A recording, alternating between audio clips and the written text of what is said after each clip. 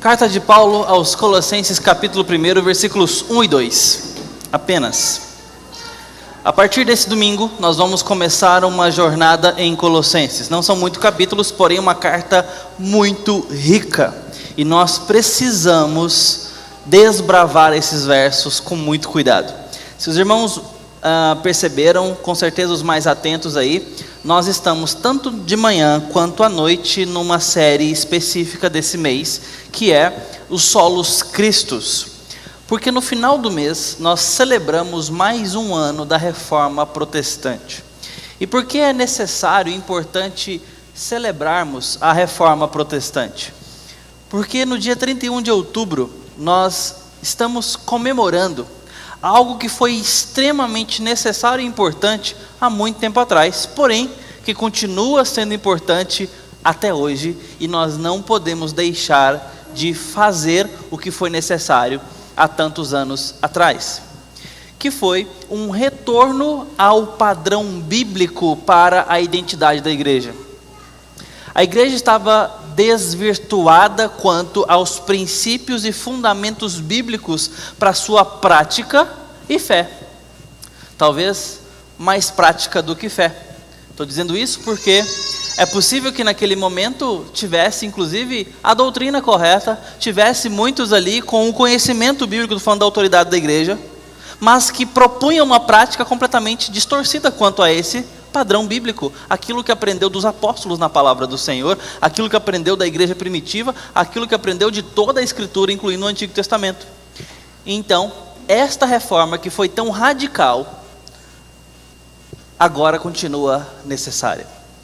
Eu preciso, como igreja, continuar voltando, não ao século XVI, necessariamente, quando ocorreu a Reforma Protestante, que não foi um dia, não foi um ato. Nós colocamos aqui uma data especificamente para memorar isso, mas nós estamos falando de um processo muito custoso, inclusive, que custou vidas de pessoas. Os pré-reformadores pagaram com a vida, muitos deles com fogueira. Tá? Nós temos John Huss, nós temos John Wycliffe, que trabalhou bastante para a tradução das Bíblias para a língua inglesa, e uma jornada grande dos pré-reformadores até chegarmos em Lutero, um dos mais famosos.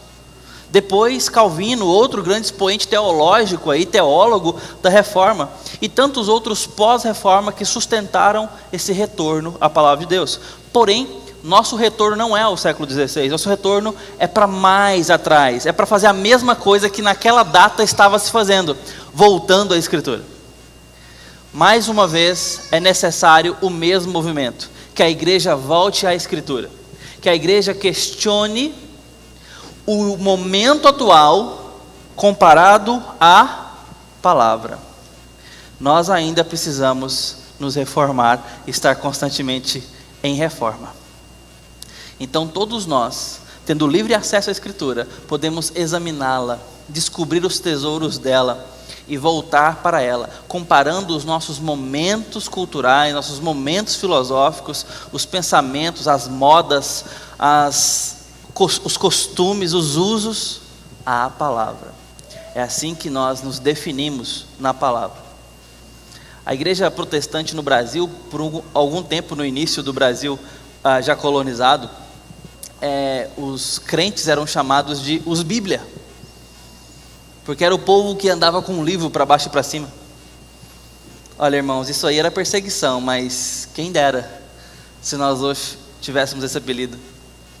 Olha os Bíblia aí, andando por aí, porque por onde vão, levam a palavra de Deus.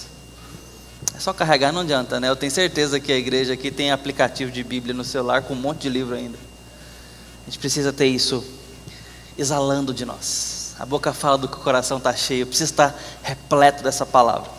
E a ideia é que os Solos Christus, portanto, era um dos pilares aí da Reforma Protestante. Um retorno à doutrina do Cristo revelado, e achando Cristo suficiente para aquilo que ele se propõe. Somente Cristo, no caso, a mediação entre nós e Deus. Basta Cristo, não precisamos de nenhum outro, por mais aparentemente santo ou institucionalmente autorizado que seja. Basta Cristo. Ele é o único e suficiente mediador entre nós e Deus. basta Cristo. Não oramos para homens, não oramos para mulheres, não oramos para heróis da fé, não oramos nem para aqueles que deram o maior testemunho de fé. Não oramos para pessoas canonizadas, não oramos para imagens, não oramos para credos em si, nós oramos para Jesus e por meio de Jesus apenas. Nenhum outro pode substituir Jesus nesse processo de mediação. Somente Cristo. E nessa proposta, de manhã nós estamos seguindo outros temas que voltam para a suficiência de Cristo, como hoje de manhã falamos sobre a suficiência de Cristo exigindo louvor de nós, que muitas vezes nós esquecemos de louvar, e Cristo se importa com o louvor. Cristo é supremo naquilo que tange a nossa adoração, nosso louvor passa por Ele, antes de qualquer outra direção. E à noite nós vamos nos deter, inaugurando hoje, Colossenses.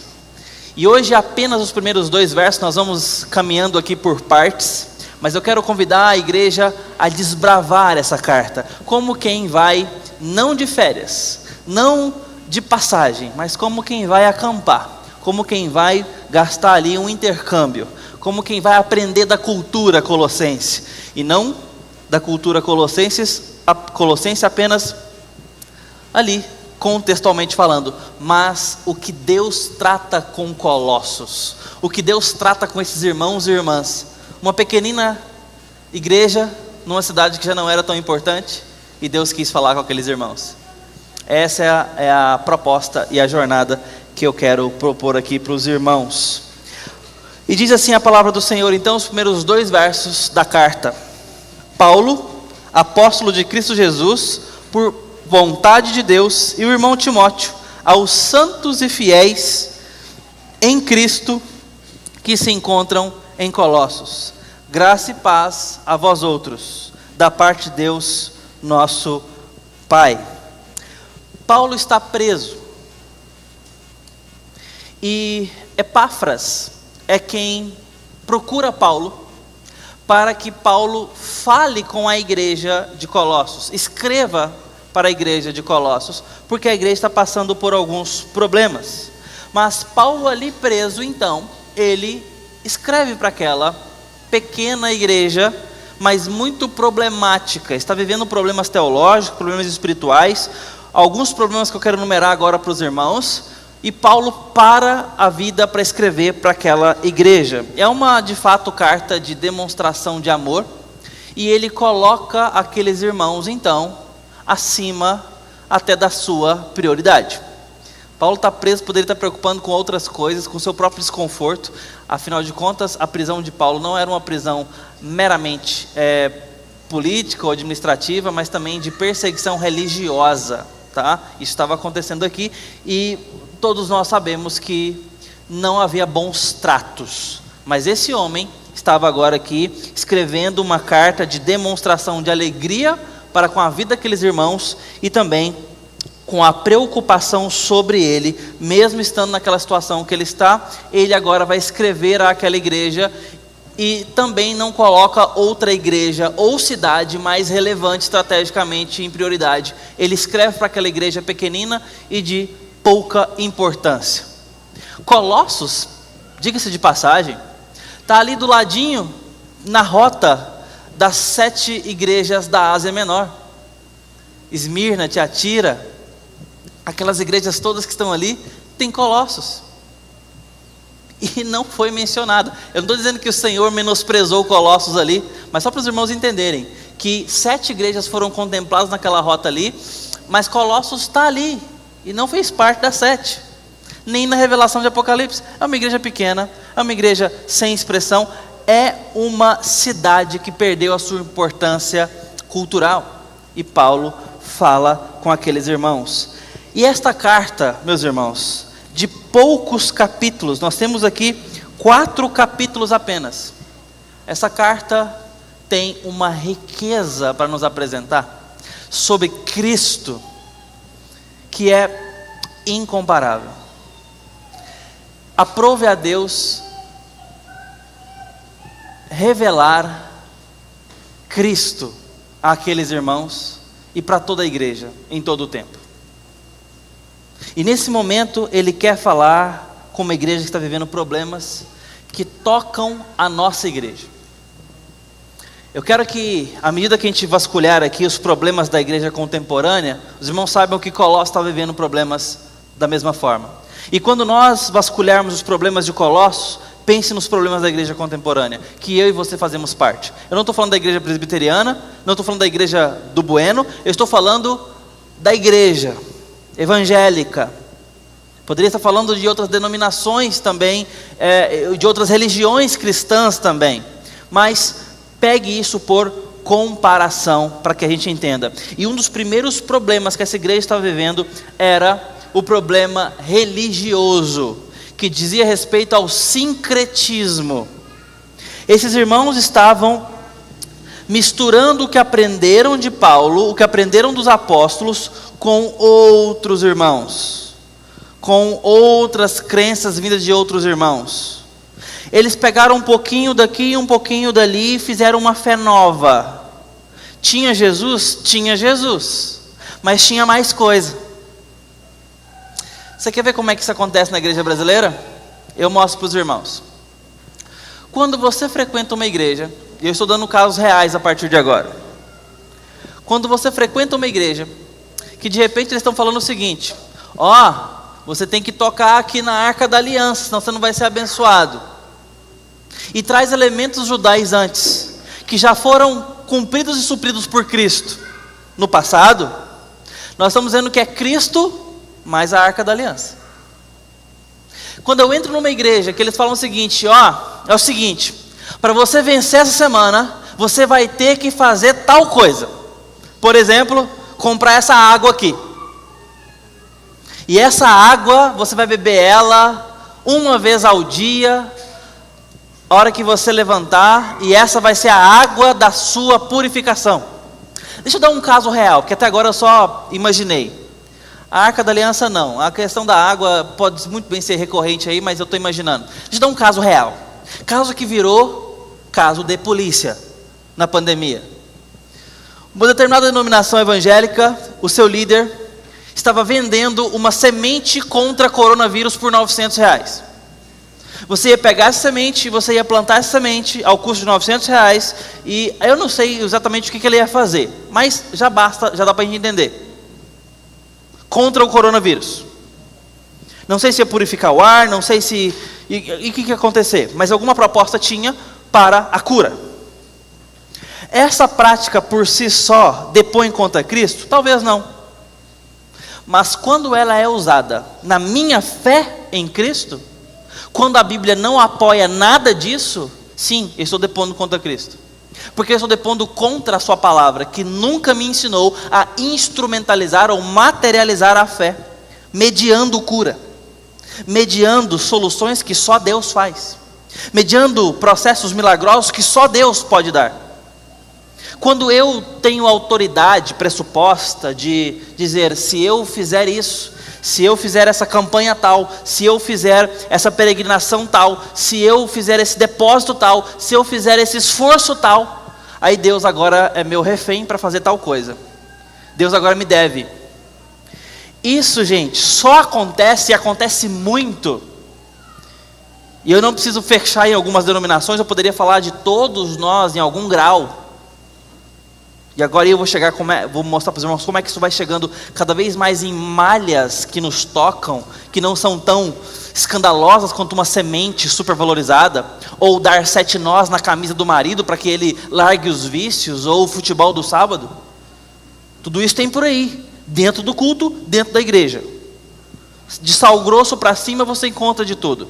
Elementos do candomblé, da umbanda e da macumba, que surge no sul do Brasil como religião e não como ato. A gente conhece muito a macumba como ato, como um trabalho ramificado do candomblé,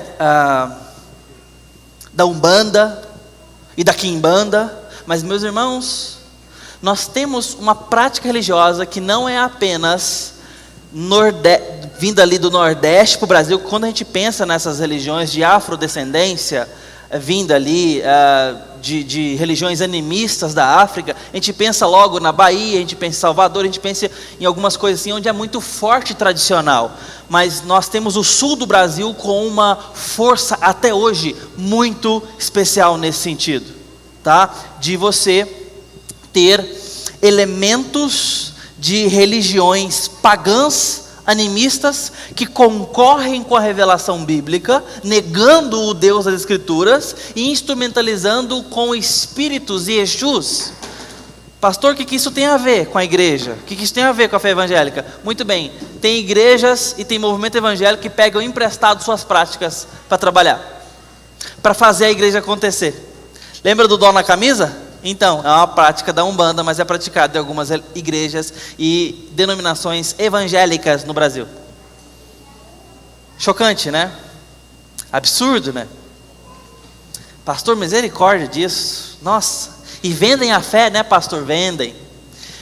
Mercadejam a coisa. Tudo num projeto de poder. E às vezes num projeto sincero.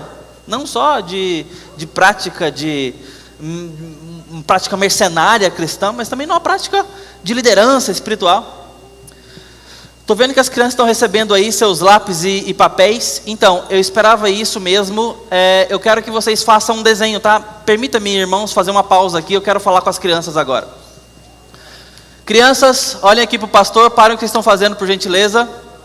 Podem ficar de pé para olhar para mim, para eu saber que estão me olhando. Crianças, olhem aqui para o pastor. Crianças, deixa eu falar com vocês. O pastor vai dar uma missão para vocês. Estão me ouvindo? Polegar para cima para eu saber? Muito bem.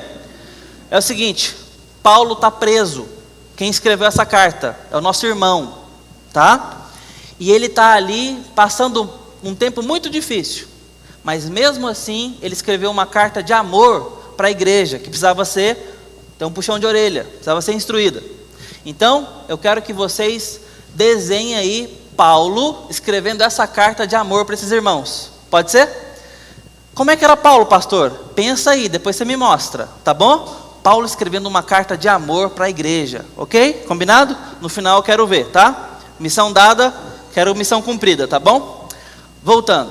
Irmãos, nós temos nesse tempo práticas de mistura com religiões pagãs e animistas.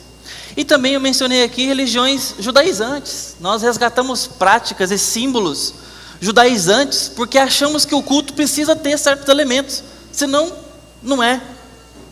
Tudo que nós vamos começando a materializar, a solidificar, mostrando que a fé precisa de mais alguma coisa, é um sincretismo e a gente precisa tomar cuidado.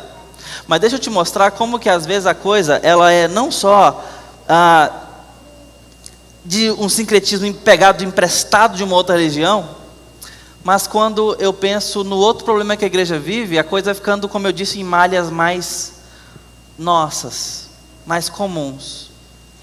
Se por um lado você não pega sal grosso, se você não mexe com essas coisas, se você não compra copo d'água por aí, se você não ora no copo d'água, deixa eu dizer o segundo problema da igreja colossense, também que é problema da igreja brasileira.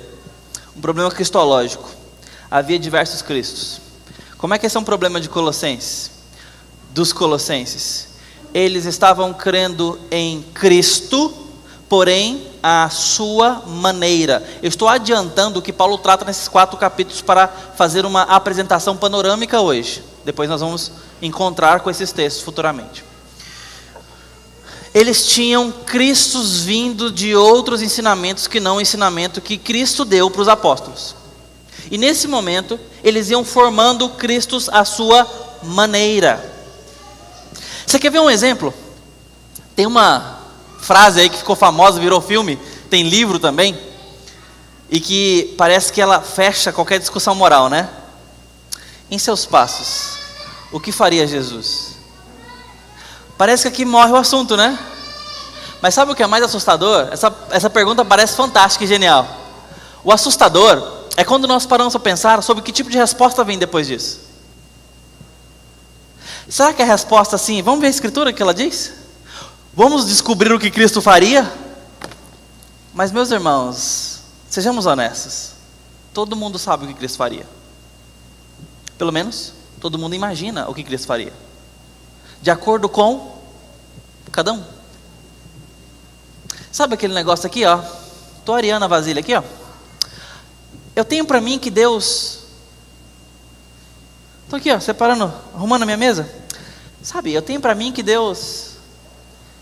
Eu acho que Jesus... Parece que é um assunto aberto. Cada um inventa o seu Deus. Cada um inventa o seu Cristo. E assim nós temos um problema cristológico aqui também. Quando o seu pensamento de Cristo é o seu pensamento de Cristo, você não crê em Cristo, você crê em você mesmo. Você crê em você com umas pinceladas de Cristo. Uma caricatura de Cristo, mas não um Cristo bíblico. Não um revelado na Escritura, que só pode ser encontrado aqui na Escritura, porque Ele o revelou. Ele se revelou para ser achado. Irmãos, a Bíblia é a providência de Deus para ser encontrado. Negligenciar isto é negligenciar o próprio Cristo. Esta é a ponte que Ele construiu. Quebrar a ponte e dizer não preciso é se afogar na água que ela sobrepõe. É virar as costas para o caminho que ela aponta, leva, conduz. Negar o conhecimento bíblico é negar o Cristo. Pressupor, imaginar, na melhor das intenções, Cristo sem a Bíblia, é pensar em si mesmo. É adorar as paredes do seu pensamento e um Cristo rabiscado nela. Isto é um problema cristológico, de termos vários Cristos por aí. Paulo estava enfrentando esse problema aqui com esses irmãos, e eles haviam criado um falso ensino de Cristo. Qual que era esse falso ensino? Era um Cristo, porém menor. Era Cristo, mas era um Cristo que não era Deus. Levava para Deus. Perceba como que beira o correto, beira o teologicamente correto. Cristo nos leva para Deus? Leva. Ele é o mediador? É. Ele é o Messias prometido? É. E eles criam nisso. Só não entendia que esse Cordeiro de Deus, que esse mediador, era Deus. Ele era quase. Só não era. Era quase. Dá para passar. Não dá. E aqui Paulo está escrevendo para persuadir aqueles irmãos, na palavra, com a autoridade de Deus, de que eles estão inventando outro Cristo, ao pressupor um Cristo diferente do revelado.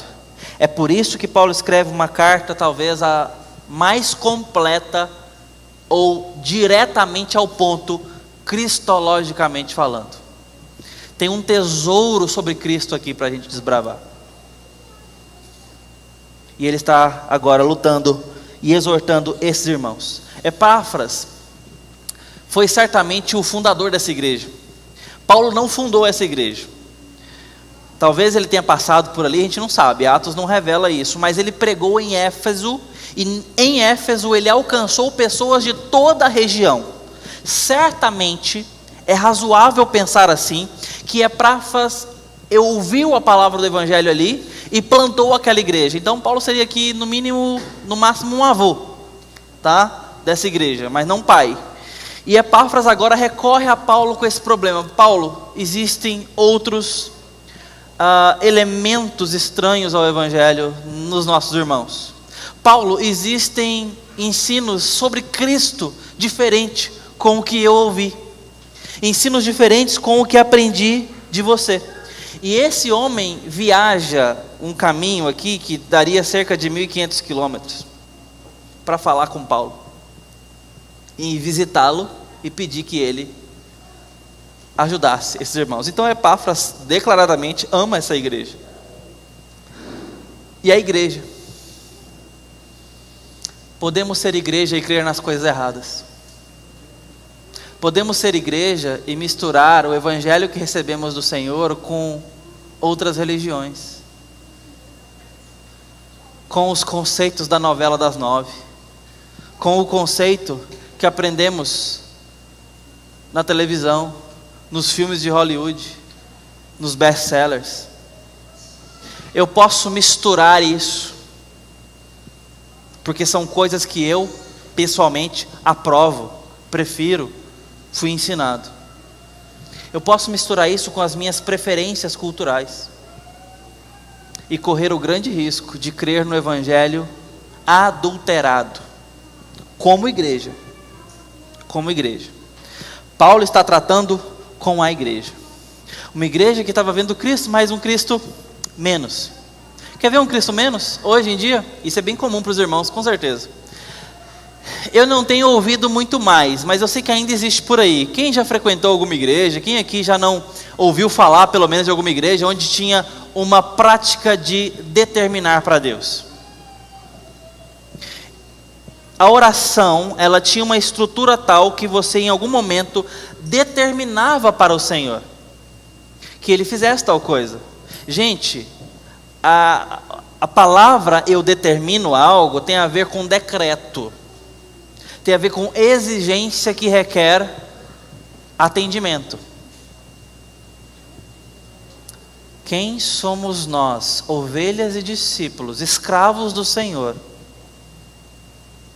e na melhor situação, filhos e filhas, para exigir e determinar para o nosso Pai, Senhor, Deus e dono?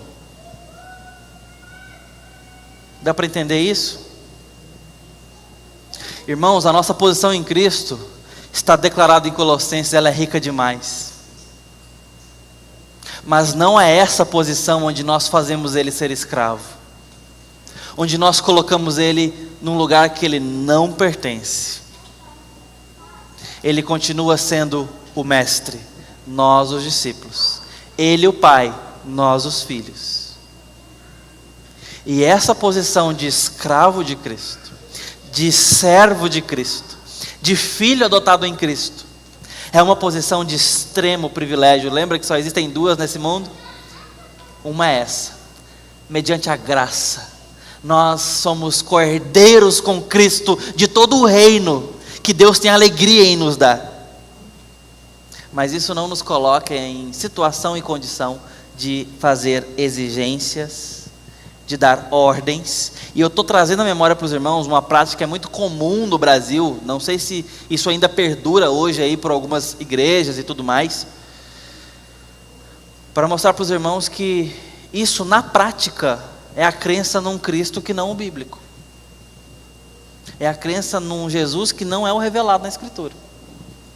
E aqui nós temos um Cristo que é todo Deus, que tem tudo de Deus, e como Ele próprio fala, a expressão exata do Deus vivo.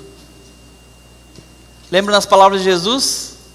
Quem vê a mim, vê o Pai. Ele é todo Deus, e é tudo de Deus. Ele não é mais ou menos Deus. Ele não contém alguma coisa de Deus. Ele não é Hércules que veio de Deus. Ele é a expressão exata de Deus. E os colossenses estavam tropeçando nessa ideia. E nós precisamos crescer no nosso conhecimento de Cristo, para não cairmos nesse erro de fazer Cristo a nossa imagem, porque Ele já é a imagem do Deus invisível. Mas quando eu projetar os meus pensamentos para Cristo, sobre a Escritura, além da Escritura, ou aquém da Escritura, eu vou estar inventando Cristo e fazendo Ele a minha imagem, e no final das contas, me adorando, me servindo, pregando sobre mim, pregando os meus pensamentos de Cristo.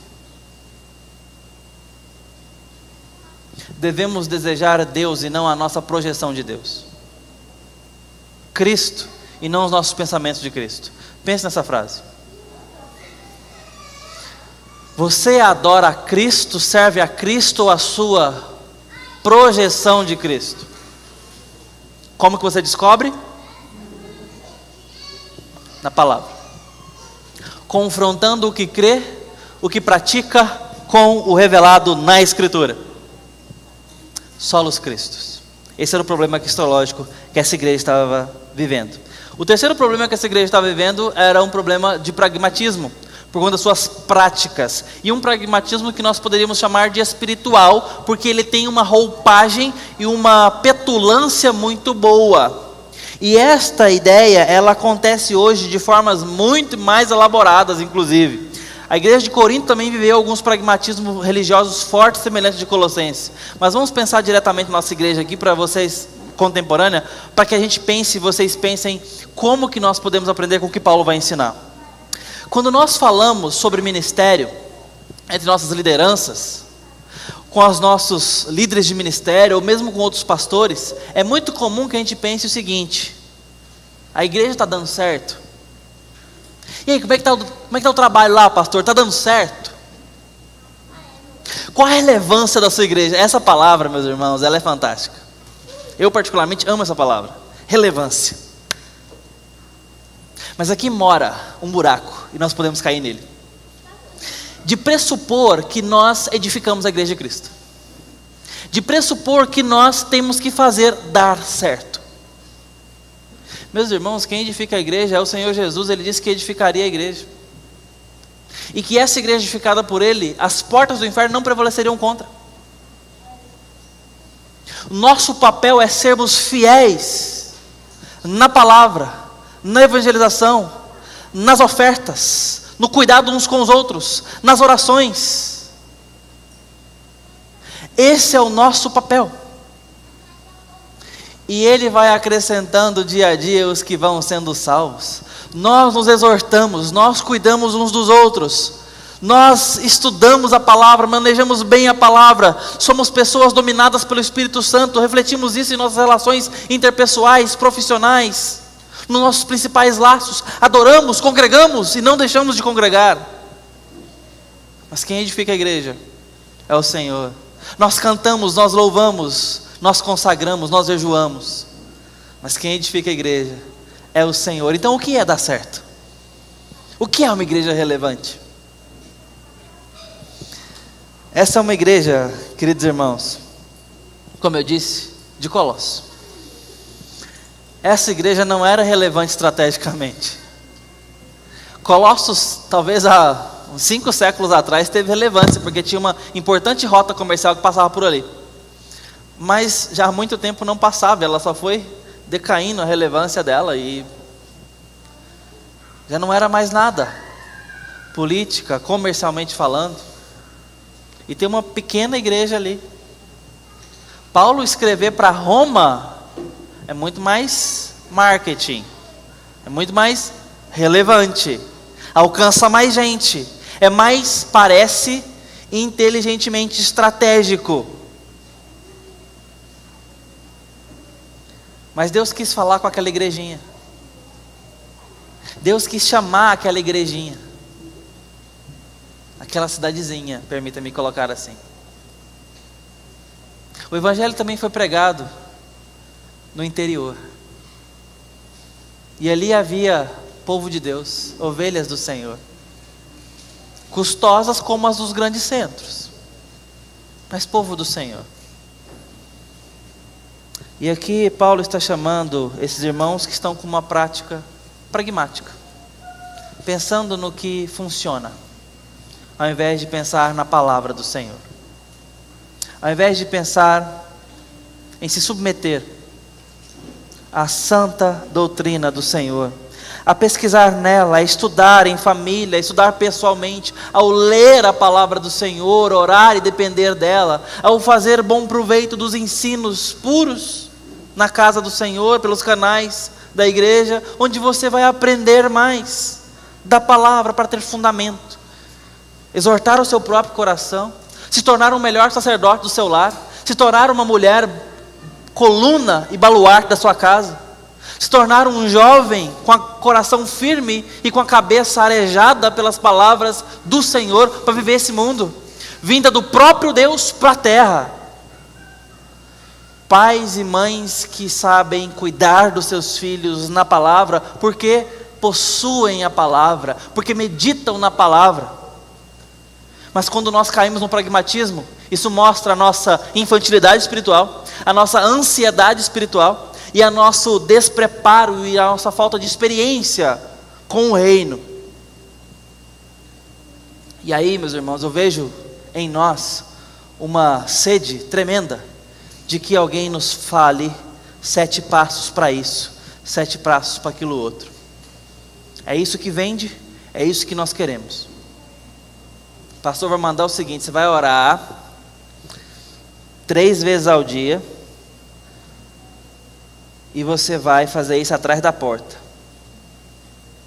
com o ouvido perto da maçaneta, depois de ter lido o Salmo 91, versículo 4.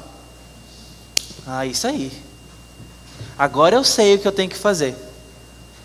Irmãos, claro que eu estou fazendo uma caricatura aqui, exagerando, mas quanto mais domínio a gente tem do processo, mais a gente cresce em cima dele e acha que pode. Deus deixa algumas coisas abertas, onde eu tenho que pensar, onde eu tenho que aprofundar. Mas quando nós oramos, nós queremos que acenda uma luz, a luz do sim, a luz do não. E se ele falar sim, eu quero saber a luz do quando. Porque nós temos uma sede pragmática, nós temos uma predisposição. E isso é perigoso, porque eu posso de repente confiar nas práticas, nas agendas, nos calendários, nos costumes, mais do que na essência. E esses irmãos estavam vivendo aqui um pragmatismo. Eu quero que os irmãos olhem para o livro de Colossenses, essa carta, e se surpreendam com o que já tem. Muitas vezes nós estamos querendo coisas novas. Muitas vezes nós estamos cabisbaixos espiritualmente, sem vigor, sem autoridade, sem avivamento pessoal, porque parece que estamos aí numa mesmice.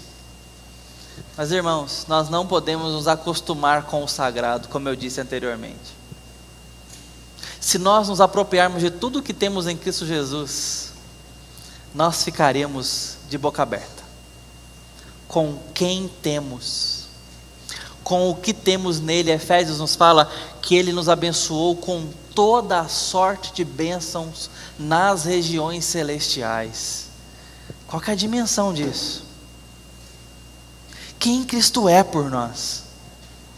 Nessa caminhada eu quero que você volte a se surpreender com o seu Salvador. Volte a se encantar com o seu Salvador Jesus. Eu quero que Cristo te espante. Estou usando essa palavra propositadamente porque em Atos fala que neles havia essa é uma expressão que está lá no grego, que pode ser traduzida por um substantivo como espanto, mas nem precisava em português, porque é quando a gente abre a boca, surpreso. Mas é interessante a tradução possível. Tem que haver em nós espanto, num bom sentido. Como o Lewis falava, existe um sagrado selvagem, que é o nosso Deus, tal qual a figura de um imenso leão. Eu preciso ter medo dele, ao mesmo tempo que estar pronto para abraçá-lo quando olhar nos olhos dele. E aí eu me lembro do livro de C.S. Lewis, O Sobrinho do Mago, o livro que conta a fundação de Nárnia. E a primeira vez que a pequena Lucy encontra o leão, ela fica apavorada, porque a boca dele é maior que a cabeça dela. Mas é dele que está vindo a canção que está formando Nárnia, uma canção doce e maravilhosa, ao mesmo tempo que imponente e grave. É uma canção harmônica que está chamando à existência luzes, flores e tanta beleza, que aquele medo dela é convertido em reverência. E ela sabe que pode se aproximar, mesmo sabendo que pode a qualquer momento ser devorada, porque é um leão. Quem negocia com um leão? Eu preciso dessa perspectiva. Deus não é domesticado por nossos formatos, mas Ele nos deixa uma canção chamada Bíblia, sobretudo o seu evangelho. E eu não estou falando dos 4 evangelhos, eu estou falando da notícia que Ele nos deixa de salvação aqui, o propósito da Escritura, que faz com que esse Deus selvagem, perigoso para pecadores, fogo consumidor, seja traduzido, pregado e anunciado doce e amoroso para aqueles que creem. Por que eu me afastaria dessa revelação? Mas ainda tem um outro problema nessa igreja, e último: o mundanismo.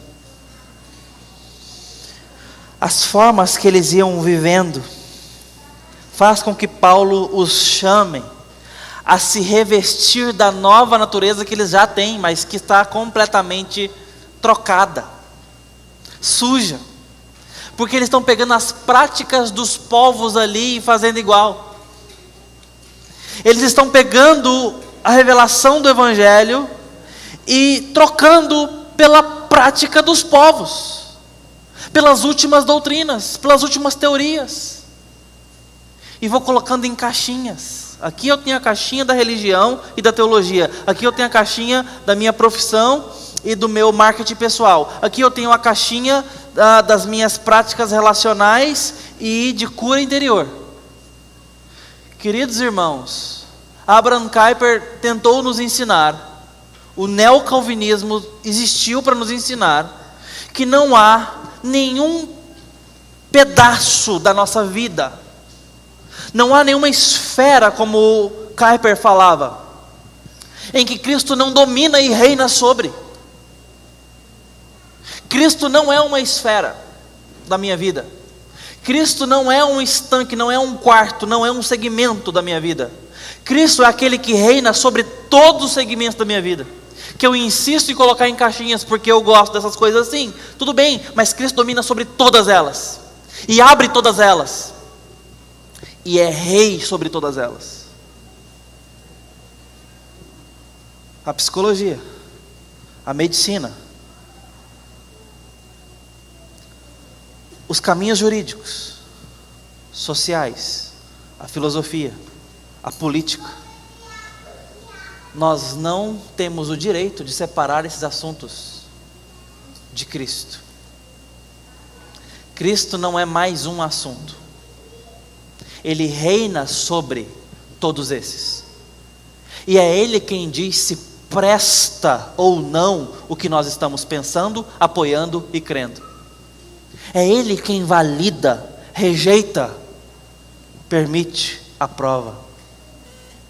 Essa é a diferença de sermos de Cristo ou não.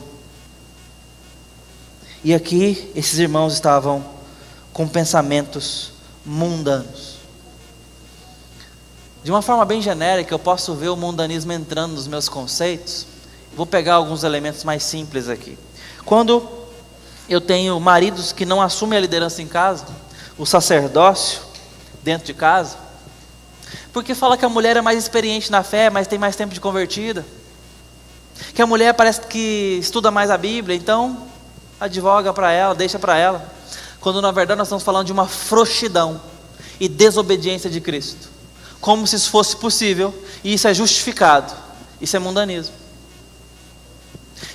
E mulheres que não aceitam a liderança de seus maridos, que não têm prazer no submetimento da liderança dele, porque além de rebeldes, impetuosas, não o admiram, já não tem nele admiração nenhuma. Base essa que, além de ser a sugestão espiritual e o mandamento para a nossa organização, também serve para acabar com o relacionamento. Quantos casamentos cristãos não acabam porque o amor acabou, pastor? Eu já não a amo mais, eu já não o amo mais. e os nossos valores para o vínculo inquebrável do casamento se torna as razões, mais uma vez, das mídias populares, das séries de televisão, dos filmes de Hollywood, do que passa no horário nobre. Queridos irmãos, se eu levo para a minha vida os pensamentos dos deuses dos povos vizinhos, eu estou jogando Cristo fora. Eu estou negligenciando tão grande salvação. Filhos que já não tratam seus pais com respeito, pais que são alheios, não disciplinam seus filhos e os entregam aos vícios, ou pais duros demais, que provocam nos seus filhos a rebeldia por não saberem educá-los com amor, instrução e ao mesmo tempo com firmeza, e só sabem corrigir e machucar, só sabem provocar o filho à ira e à rebeldia. São extremos da mesma moeda que fala de pais que assumem posturas mundanas e não que é da palavra de Deus para criar seus filhos. Filhos que assumem posturas mundanas, mas que não assumem a postura bíblica de honrar o seu pai e a sua mãe, a despeito dos pecados deles. Empregados que só fazem o necessário e ainda quer promoção. Chega em cima da hora quando não atrasado e ainda reclama. Patrões que maltratam e são capazes até de ameaçar os seus subordinados com o desemprego, se eles não andarem na linha. Tudo prática mundana, postura mundana. O povo de Deus não é assim. O povo de Deus vai para a palavra. E na palavra nós somos exortados a servir o nosso patrão como servimos a Cristo. Patrões, empregadores, são exortados a servir os seus empregados como servem a si mesmos. O povo de Deus caminha noutro diapasão, noutra linha. Nós aprendemos a palavra como viver, como votar, como orar, como dirigir. Pastor, não tem carro na Bíblia. Irmãos, é aqui que nós tiramos a nossa forma de pensar. E agora que tem uma máquina motorizada na minha frente, com pessoas em outras máquinas semelhantes, de onde eu vou tirar a minha referência? Se não do Senhor Jesus Cristo. Agora é a hora de perguntar: no meu volante o que faria Jesus? E como que eu descubro? Na palavra. Ih, pastor, mas eu vou ter que estudar. É isso. Bem-aventurado aquele que ama a lei do Senhor e medita nela dia e noite. O povo de Deus está sendo formado. O tempo todo, o povo de Deus está sendo formado. A epístola aqui, que está em nossas mãos, aborda a vida cristã propondo esse caminho em Cristo, uma expressão talvez a mais predileta de Paulo, em Cristo. E ele não está falando aqui para super crentes. Às vezes a nossa vida está tão aquém desse evangelho que a gente acha que isso aqui é para super crentes, mas não, isso aqui é para todos nós, é para a gente, é para o rebanho de Deus, é para nós andar no diapasão da canção de Deus nesse mundo, sermos sal e luz por onde formos. É isso que ele está chamando os colossenses a fazer.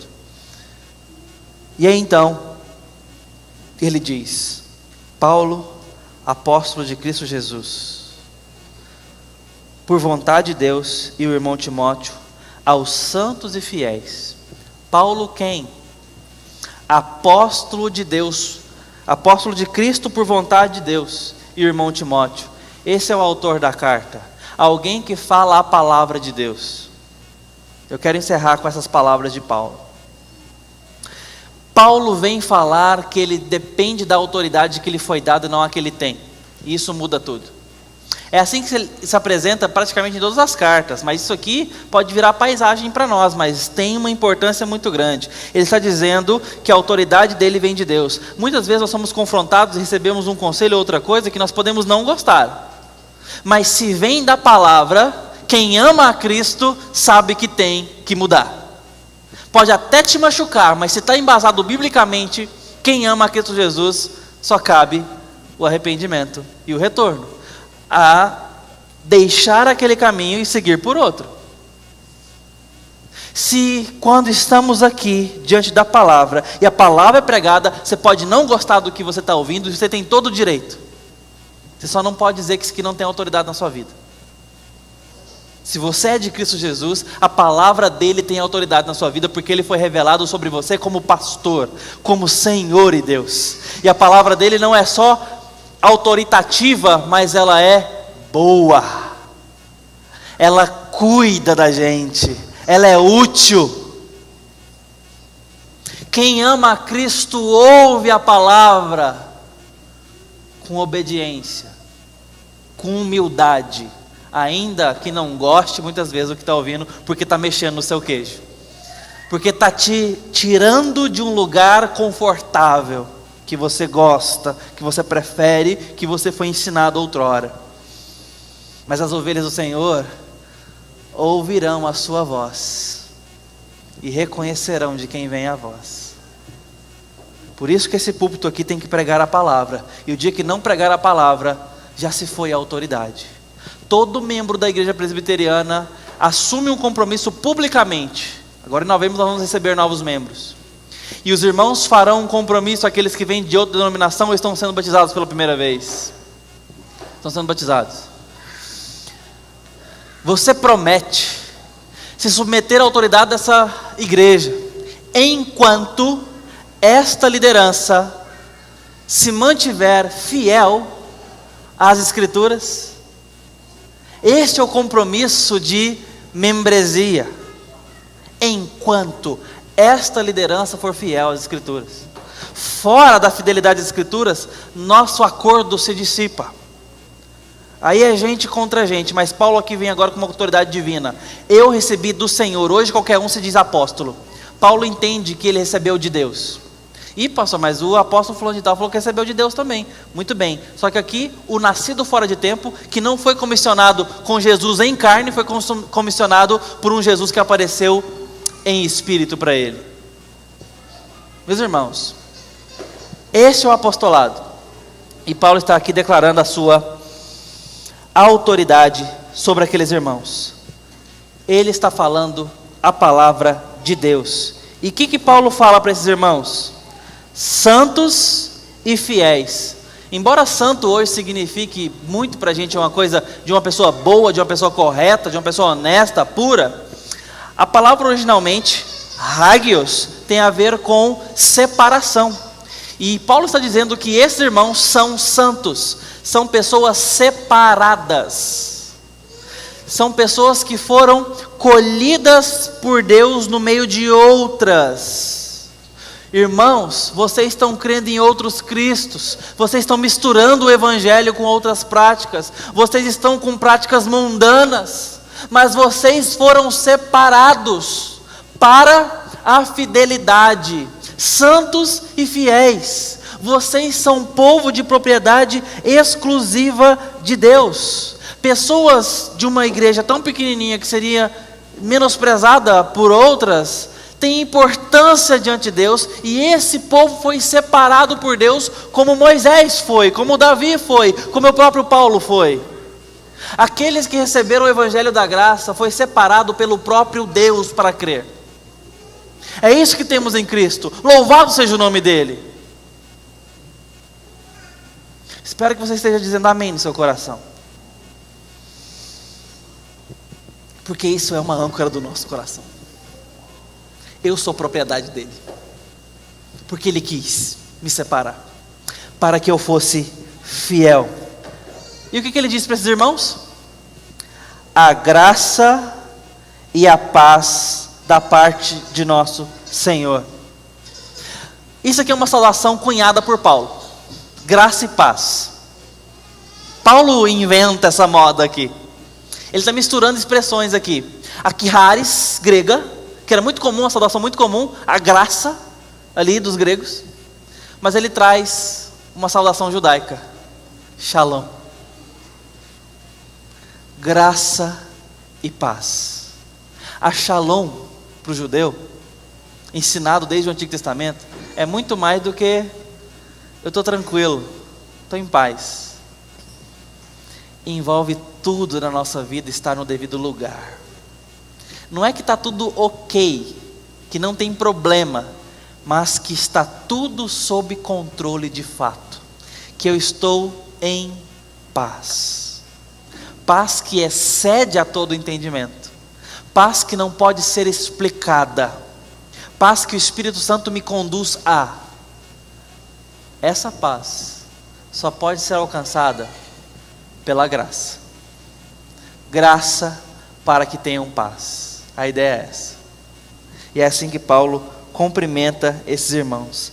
Graça para que vocês, na circunstância em que estão vivendo, alcancem paz. O favor de Deus que perdoa pecado, para levarem vocês a experimentarem de fato a paz que está no Senhor Jesus. E essa paz só pode ser experimentada com Ele, ou melhor, nele. E aqui nós encerramos com uma autoavaliação. Fora do Senhor Jesus, não vamos experimentar essa paz. Mas Jesus tem graça suficiente para mim e para você hoje, para trazermos nosso coração cativo à palavra dele e experimentarmos isso. O nosso mundo sendo colocado em ordem, nossos pensamentos, crenças, nossas preferências sujeitas à palavra de Deus, dobradas diante da palavra do Senhor. Eu quero que você pense nisso. Essa é uma carta para quem se acostumou com o sagrado, a tal ponto de arrumar penduricalhos ideológicos e teológicos, arrumar em outras fontes água para beber. Essa carta é uma carta para trazer os irmãos de volta ao que já receberam, para que eles se mantenham no evangelho que veio de Paulo, no evangelho que lhes foi pregado.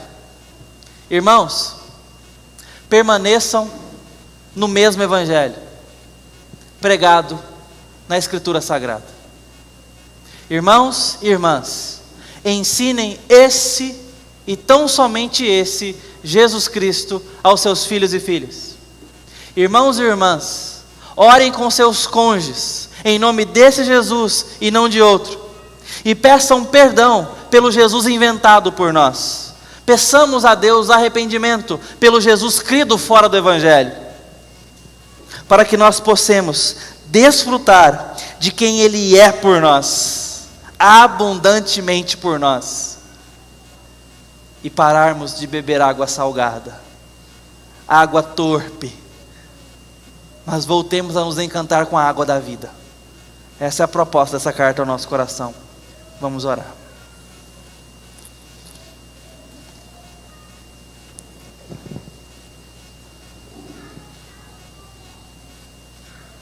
Ó Deus bendito, em nome de Cristo Jesus, esse Cristo pregado aqui por Paulo, traz sobre os nossos corações arrependimento e nos harmoniza com o Teu Evangelho. Perdoa em nós o sincretismo, o mundanismo, todas as práticas que parecem funcionar, mas que são alheias ao Teu Evangelho. Perdoa em nós, ó Deus, tudo o que tem concorrido com Cristo revelado. E nos ajude a nos reencantar com Cristo Jesus.